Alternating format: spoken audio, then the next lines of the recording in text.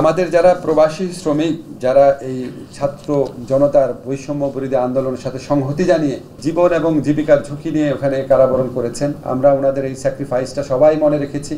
আমি দেখেছি ওনারা যখন দেশে ফিরে আসার সিদ্ধান্ত হয়েছে, আপনারা সবাই পত্রিকা যারা আছেন, সাধারণ মানুষ সবাই কী পরিমাণ উচ্ছ্বসিত হয়েছেন।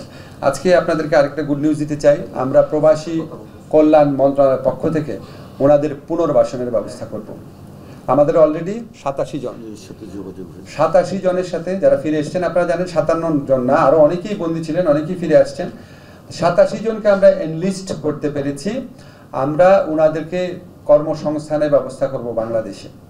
ওনাদের প্রতি এটা আমাদের দায় মনে করি। বাংলাদেশে আমরা প্রবাসী কল্যাণ ব্যাংকের প্রবাসী কল্যাণ যে স্কিম আছে বিভিন্ন আমাদের মন্ত্রণালয়ের মাধ্যমে, আমাদের ব্যাংক আছে, আমাদের একটা ওয়েজ বোর্ড আছে, কল্যাণ বোর্ড আছে, আমাদের বিএমইটি আছে, যেখানে আমাদের মোট কথা আমাদের মন্ত্রণালয়ের মাধ্যমে তাদেরকে কর্মসংস্থান মানে চাকরি হোক, ব্যবসার উদ্যোগ হোক, সেটার ব্যবস্থা করব।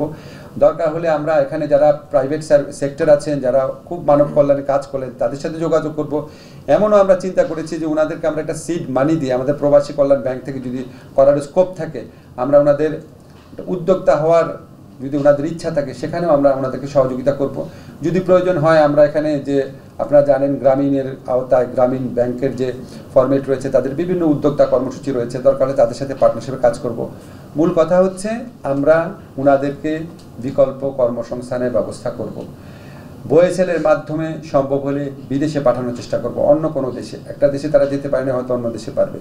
সম্ভব না হলে আমরা আমাদের প্রবাসী কল্যাণ মন্ত্রণালয়ের উদ্যোগে নেতৃত্ব দিয়ে অবশ্যই তাদের কর্মসংস্থানে আমরা সর্বাত্মক প্রচেষ্টা গ্রহণ করব।